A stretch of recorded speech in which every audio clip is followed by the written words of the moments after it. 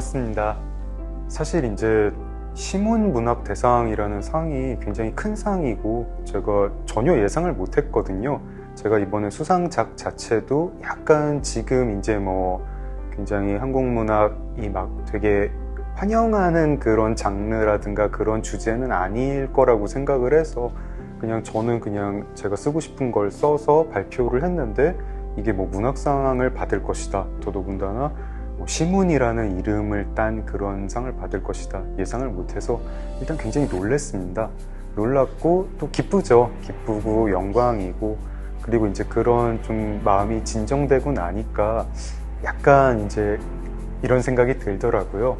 아, 내가 이런 상을 받아도 되나? 또 역대 수상자들의 면면을 봐도 그렇고 또 이제 시문이라는 이름도 워낙 이제 크니까 그래서 좀 그냥 혼자 한 하루 이틀 또 수상 소감 이제 써야 되니까 뭐 이런저런 생각을 해봤어요. 근데 좀 이제 저의 좀 뭐랄까 아전일수랄 수도 있는데 어떤 신문 선생님의 이제 작품 세계나 삶을 보면서 아, 내가 지금 이거랑 겹치지는 않더라도 그런 방향으로 좀 나더러 글을 쓰라는 그런 격려의 의미가 담겨 있나 보다 이런 생각을 했습니다. 일단 신문 선생님이 동아일보 사회부 기자를 하셨어요. 동아일보 기자를 하시다가 소설을 쓰게 되셨고 또 장편 소설로 데뷔를 하셨고요. 늘 작품에서 어떤 당대 현실에 대해서 쓰고 싶어 하셨고 그 당대 현실에 대해서 굉장히 날카로운 문제인식이 있으셨습니다. 내가 사는 시대의 제일 큰 부조리는 이것인데 나는 이것과 싸우겠다. 글로 싸우겠다. 그리고 거기에 막 압도되거나 좌절하지 않으셨고요. 근데 또 그 부조리를 우습게 보지도 않으셨죠. 결국은 그 부조리가 해결되는 거를 보지 못하고 눈을 감으셨는데 그날이 오는 거를 보지 못하셨는데 그럼에도 불구하고 희망을 품되 그 현실의 무게를 잊지 않고 굉장히 치열하게 글을 쓰셨습니다. 또 제가 존경하는 것 중에 하나가 보통 이런 거대한 부조리 앞에 선 사람들이 어떤 이념에 자기를 의탁하기가 쉬운데 신문 선생님 그러지 않으셨습니다. 끝까지 어떤 인간에 대해서 쓰셨고 그래서 이게 어떤 도구 같지 않은 작품들을 쓰셨고요. 그리고 굉장히 실제적인 답을 좀 내고 싶어 하셨던 것 같아요. 우리는 뭘 해야 될까? 이 부조리 앞에서 뭘 해야 되는 걸까? 그래서 그런 것들을 아마 상록수로 표현을 하신 게 아닌가. 그렇다면은 그런 방향은 내가 쫓아갈 수도 있지 않을까? 그리고 그게 굉장히 지금 한국 문학이 어떤 뭐랄까 약간 지금 놓치고 있는 지점들 아닐까. 조금 뭐 외람되게 표현하면 이게 제가 선 자리에서 저의 사명 아닐까 뭐 이런 생각도 해봤습니다. 네. 이 수상작 제목은 당신이 보고 싶어하는 세상이라는 제목이고요. 배경은 그렇게 멀지 않은 미래예요. 아마 한 느낌에 100년 뭐 이렇게까지 가지 않고 뭐 내년 내후년은 아니겠지만 우리가 분명히 살아있는 동안에 완성될 것 같은 기술이 등장하는 그런 근미래 SF 형식을 하고 있습니다. 당신이 보고 싶어하는 세상이라는 제목을 들으면 그냥 그 제목만 들으면 굉장히 좀 낙관적인 희망적인 느낌이 드는데 내용은 뭐 이거보다 좀 어두울 수 없을 정도로 근데 정확히 소설에서 묘사하는 바가 바로 당신이 보고 싶어하는 세상이라는 게 이제 이 작품의 아이러니고요. 좀 제 입장에서는 상당히 의도를 가지고 썼습니다. 지금 2021년에 우리가 가고 있는 세상에 대해서 내가 할 말이 있다. 그거를 굉장히 극단적인 상황 설정으로 보여주겠다. 그래서 한 10년 뒤, 20년 뒤의 기술을 가지고 우리가 지금 어디로 가는 건지 얘기를 해보고 싶다. 이런 마음으로 썼어요. 우리가 요즘 증강현실이라고 부르는 그런 기술이 좀 더 발전이 돼가지고 완성된 형태입니다. 이 소설 속의 사람들은 어떤 현실을 봤을 때 제가 여기 이 시문기념관의 배경 같은 거를 봤을 때 아마도 저의 뭐 콘택트 렌즈라든가 아니면 뭐 뇌신경 어디라든가 삽입되는 에이전트라는 기계를 사용해서 이 기념관에 전시된 물건이 그렇게 보이지 않고 저에게 제가 보고 싶은 방향으로 조금 다듬어져서 마치 SNS에 사진을 올릴 때 보정하듯이 모든 세계가 보정이 돼서 저한테 편한 방식으로 다가오게 됩니다. 그럴 때 이런 세상에 사는 사람들은 저마다 자기 주관적 현실에 굉장히 만족할 거예요. 자기가 편한 대로 세상이 보일 테니까요. 그런데 아마 서로 소통은 잘 못할 것 같아요. 내가 보는 주관적 현실과 남이 보는 주관적 현실이 다르고요. 제가 이런 설정을 도입한 게 이미 우리가 그런 세상에 좀 살고 있는 거 아닌가 하는 생각이 들어서 그랬어요. 지금 새로운 미디어 기술들이 나오고 있는데, 예를 들어서 유튜브 같은 걸로 이제 세상을 파악하는 분들이 많은데, 그 유튜브의 알고리즘들이 제가 좋아할 것 같은 뉴스만 보내준단 말이죠. 그래서 이걸 일컫는 말도 생겼고, 확증 편향이라고 해서 내가 이렇게 믿고 싶은 그런 정보들만 내가 받게 되니까 점점 더 그게 믿게 되는 거고, 이미 한국 사회를 봤을 때 이 사람들이 같은 세상을 살고 있는 걸까? 의문이 되는 그런 지점에 이른 것 같아요. 누구는 어떤 현상을 보고 이렇게 해석하고, 누구는 어떤 현상을 보고 이렇게 해석하는데 둘 사이에 거의 소통은 되지 않고, 이게 점점 더 심해지면 사회가 완전히 구심력을 잃고 점점 이렇게 어떤 부족들로 뿔뿔이 흩어져서 자기 편한 대로 살지 않을까, 뭐 이런 상상을 소설로 만들어 봤습니다. 제 소설에서는 그래서 극단적으로 대선이 끝났는데 자기들이 후보로 밀었던 그 정치인이 대통령이 되지 않았다고 해서 그냥 단체로 우리는 이 후보가 대통령이 된 그런 가상현실이 더 편하니까 그 가상현실을 만들어서 거기서 살 거야 라고 하는 무리들이 있습니다. 뭐 여기까지가 아마 소설의 배경과 시작인 것 같고, 거기를 이제 그 세상으로 들어가는 어떤 주인공의 이야기, 뭐 그렇게 길지는 않은 분량인데 어떤 독자들이 읽으면서 아, 이건 아니잖아, 이건 너무 기괴하잖아, 이런 느낌을 받기를 바랐고, 뭐 결말에서 제가 제시하는 해법은 없죠. 뭐 길지 않은 작품이라 가지고 해법까지는 제시는 못했지만 좀 그런 오싹한 느낌, 기괴한 느낌, 그리고 이건 좀 아닌 것 같다는 느낌을 주고 싶었습니다. 제가 SF를 이제 제가 사랑하는 장르이고 꾸준히 썼는데요. 제가 SF를 쓸 때 거기에 외계인이 나오는 경우가 없더라고요. 외계인이 나오는 경우가 없고, 뭐 어떤 SF에서 흔히 다루는 뭐 도구라든가 어떤 배경을 저는 선택하지 않는 경우가 많았습니다.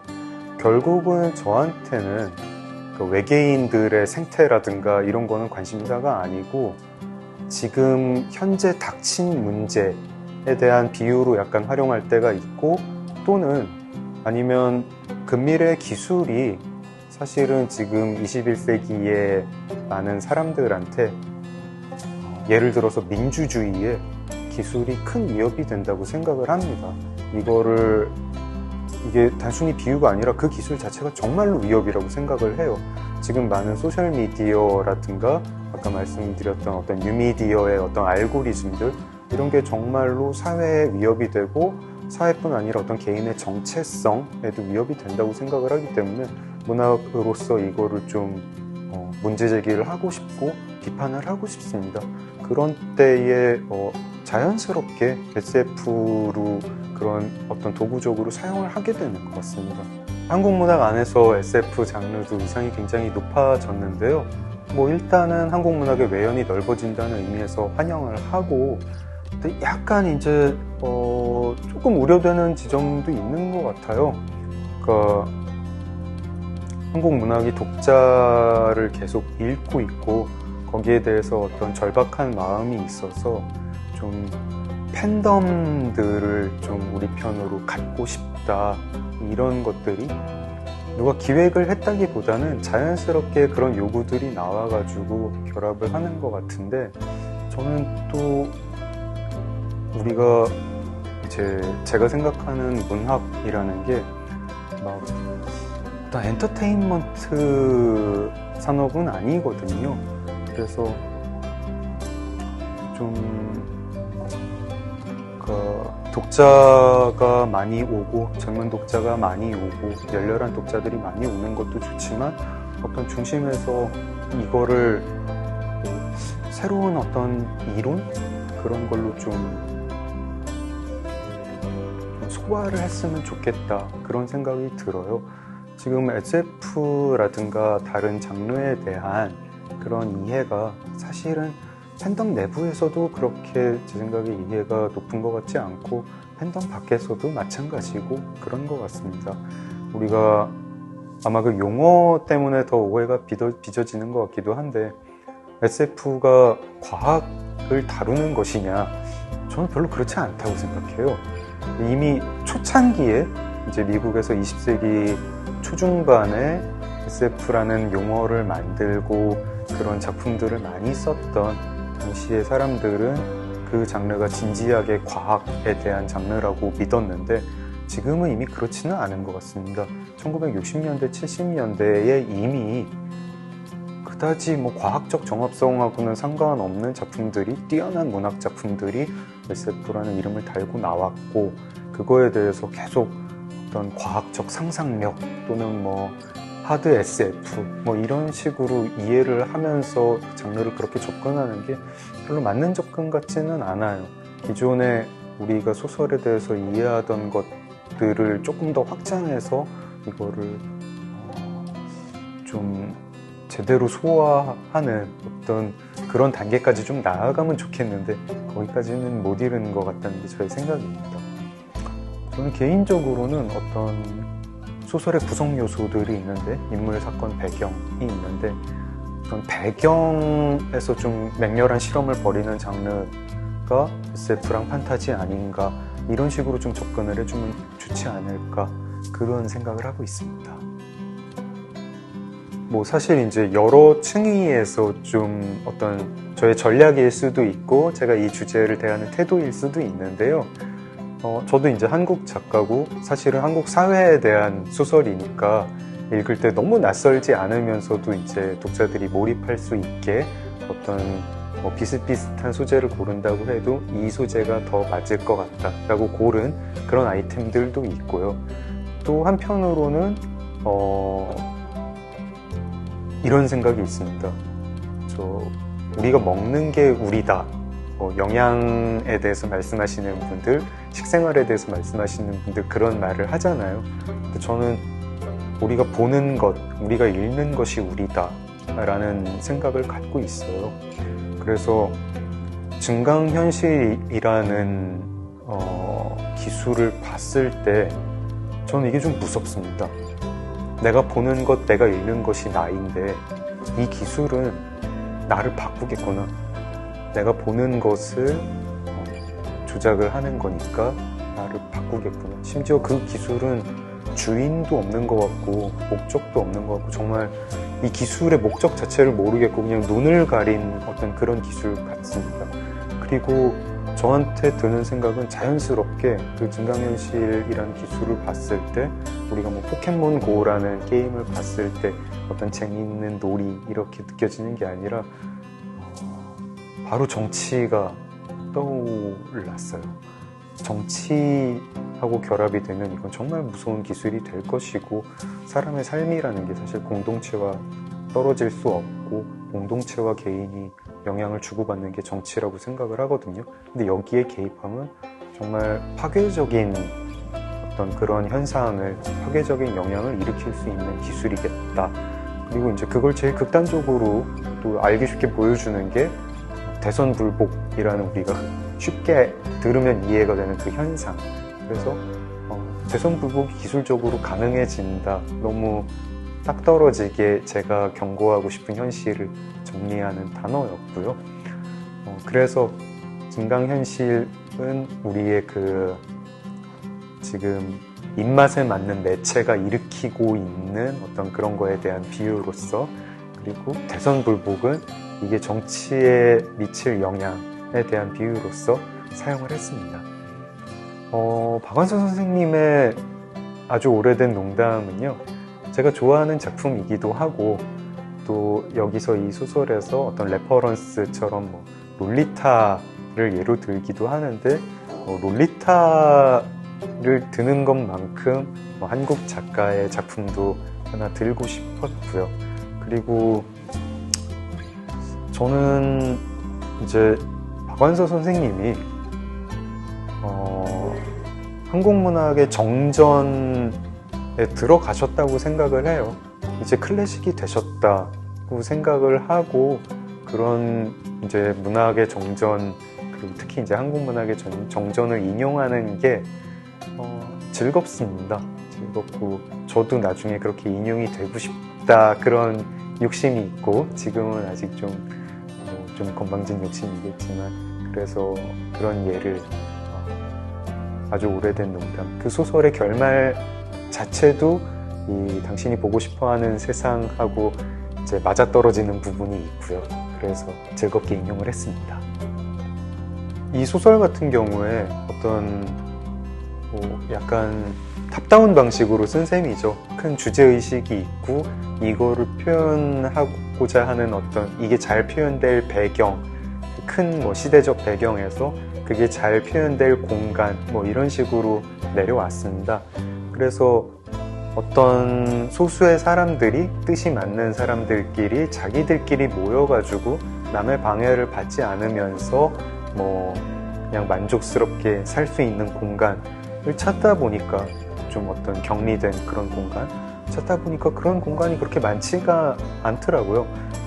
그리고 특히 이제 그런 후보 중에 크루즈가 있었는데, 크루즈라는 게 또 한편으로는 어떤 굉장히 상류층의 상징인 거죠. 그 배 자체도 우리가 이제 비행기를 타거나 크루즈를 탔을 때 이제 평소에 못 느끼던 걸 느끼잖아요. 아, 계급이란 게 있다. 돈이 많은 사람은 편하게 살 수 있고 돈이 없는 사람은 낑겨가지고 가야 된다. 제가 비행기 탈 때마다 느끼는데, 크루즈는 그런 호화 크루즈 타본 적이 없지만 인터넷 검색 같은 걸로 보니까 거기도 정말 그렇게 계급사회의 판박이더라고요.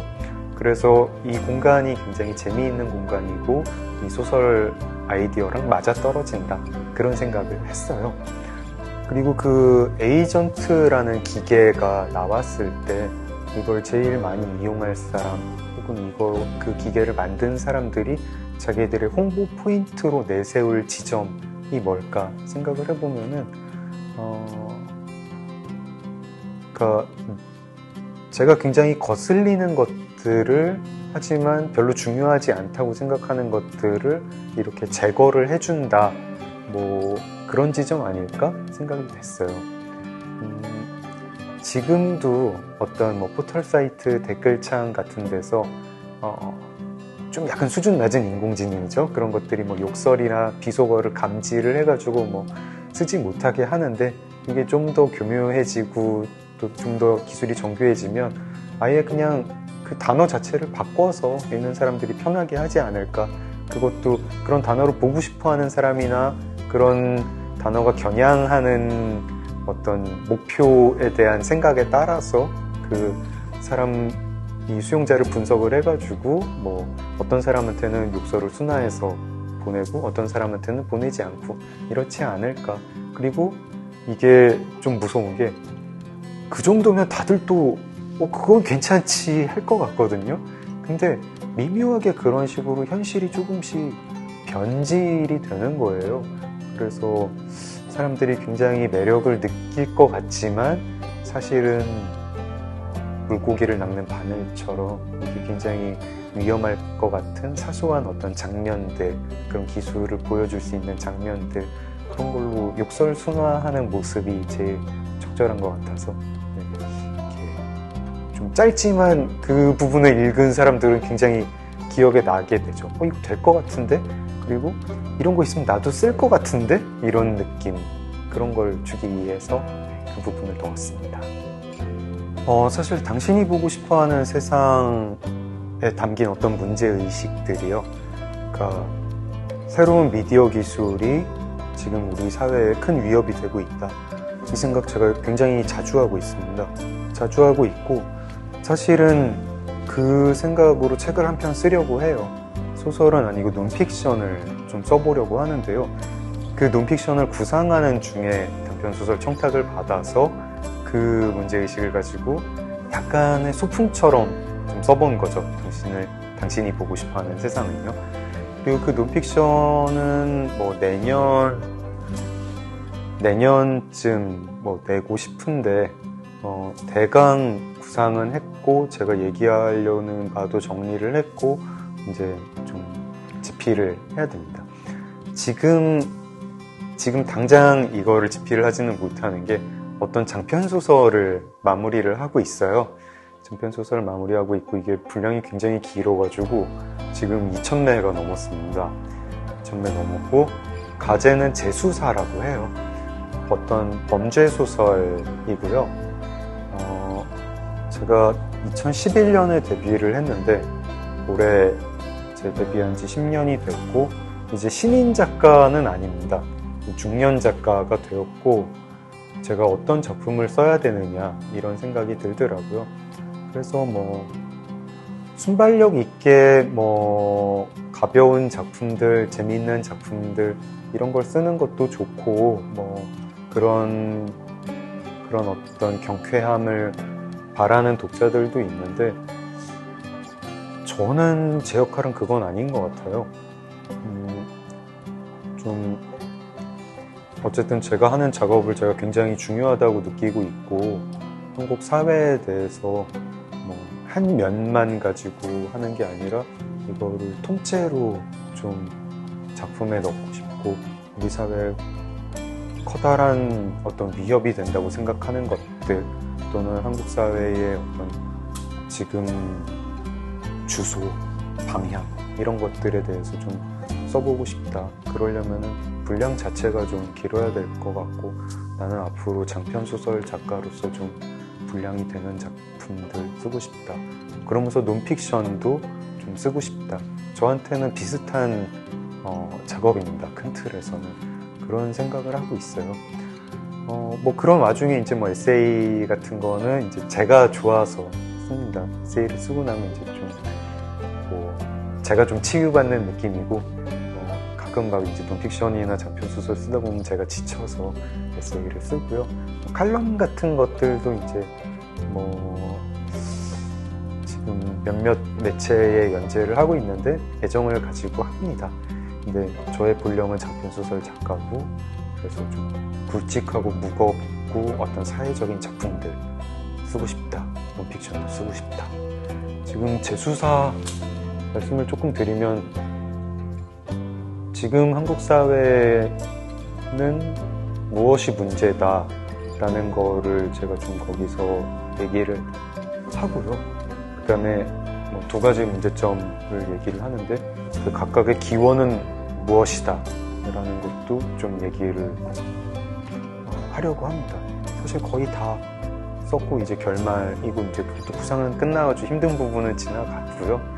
뭐 이제 올해부터 또 한 10년, 20년 좀 그런 방향으로 계속 작품 활동을 하고 싶습니다. 사실 이제 전업작가로 활동을 하면 그 질문을 많이 받잖아요. 너한테 문학이라는 게 뭐니? 너는 왜 소설을 쓰니? 소설이 뭐라고 생각하니? 그거에 대해서 저도 질문을 받고 고민을 하죠. 문학이 나한테 뭔가? 소설이 뭔가? 그러면은 그거를 되게 이제 명쾌하게 한두 줄로 정리를 잘 못하겠더라고요. 그리고 어느 순간부터는 그거를 명쾌하게 정리를 못하는 거가 오히려 다행이다 이런 생각이 듭니다. 그 답을 알면은 이 일이 좀 시시해질 것 같거든요. 그리고 세상에 어떤 중요한 것들은 대부분 다 그렇게 정의를 못하겠더라고요. 뭐 사랑이 뭐니, 인생이 뭐니, 그런 것들, 어떤 희생이 뭐니 이런 것들을 얘기할 때 딱 떨어지지 않죠. 근데 사랑이 뭔지 한두 줄로 정리를 못한다고 해서 그 사람이 사랑을 못하는 사람이 아니에요. 오히려 사랑은 뭐다 이렇게 정의하는 사람이 저는 더 무서워요. 그 사람은 사랑은 뭐니까 이건 사랑이 아니고 이건 사랑이고 이런 식으로 세상을 살고 다른 사람들을 만날까요?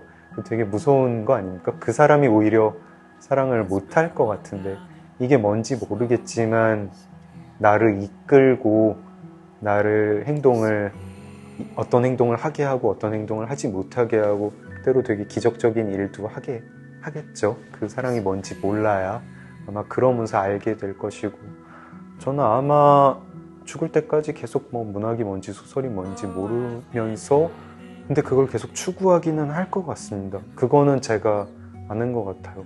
이 일을 내가 되게 사랑하는 사람이고 어떤 내가 헌신할 수 있는 일이다, 이런 느낌이 있습니다.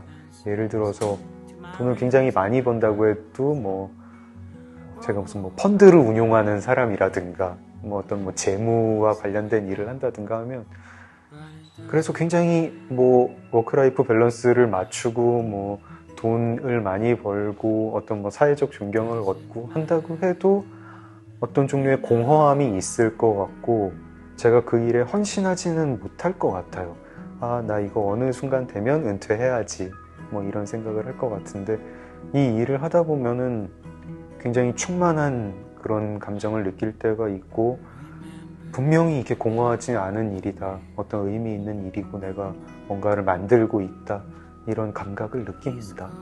뭐 지금으로서는 그냥 저는 그 정도 답변밖에 드릴 수 없고, 뭐 지금으로서는 그 정도 답변을 만족합니다. 네, 다들 이제 코시국에 많이 힘드시죠. 작년까지만 해도 약간 와, 우리도 나중에 뭐 20년, 30년 뒤에 태어날 어린이들한테 엄마 아빠 젊었을 때에는, 옛날에는 다들 마스크 쓰고 살아야 됐던 이상한 해가 있었다? 뭐 이런 생각을 하면서 뭐 금방 끝나겠지, 결국은 이겨내겠지, 이런 생각을 했는데, 지금은 너무 지칩니다. 심지어 저처럼 일이 이제 혼자서 하는 사람인 경우에도 지치는데, 다른 사람이랑 같이 하는 일들, 뭐 자영업 하시는 분들, 뭐 공연업계에 계신 분들 너무 고생 많으신 것 같고, 이런 스트레스 참, 다들 너무 힘들다, 이런 생각 많이 합니다. 결국은 뭐 우리가 이겨내겠죠. 뭐 내년까지 갈란가요? 조금만 다들 버텼으면 좋겠고, 뭐 그런 응원하는 마음이고요.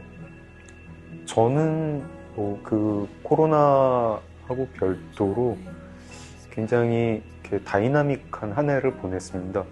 이제 제가 올해 뭐 그렇게 막 대외 활동을 많이 하진 않아가지고, 또 이제 뭐 제가 한 거 뭐 어디다 맨날 올리고 뭐 이러지는 않으니까 글쎄, 이런 말씀을 드리는 게 처음인 것 같아요.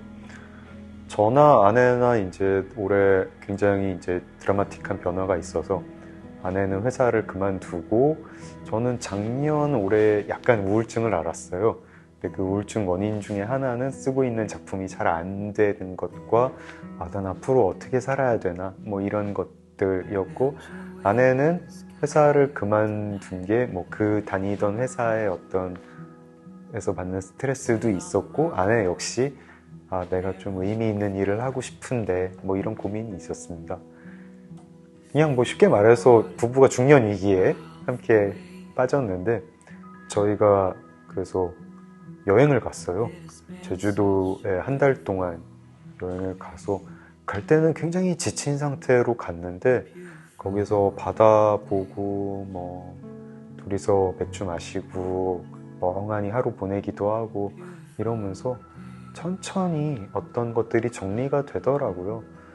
그러니까 앞으로 남은 시간 동안에 내가 해야 되는 거, 우리가 해야 되는 거, 그런 것들이 우선순위를 정하게 됐고요.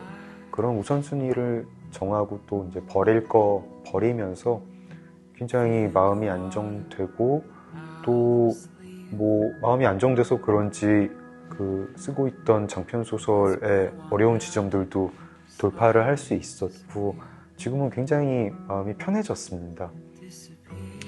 뭐 그런 게 저의 근황이고요. 이제 마음 편해졌으니까 이제 정한 길을 이제 쭉 달리면 되겠다. 아내도 아내의 길을 하나 정했고요. 뭐 이런 기간이었습니다. 나중에 2021년을 생각하면은 굉장히 고통스러웠지만 의미 있었던 해로 기억을 하게 될 것 같아요. 그리고 저는 이제 고통을 바라보는 생각도 좀 바뀌었는데, 우리가 마냥 행복할 때 그 시간을 의미 있다고 생각하지 않는 경우가 많더라고요. 어떤 의미라는 게 고통에서 나오는 거 아닌가? 이런 생각도 해봤습니다.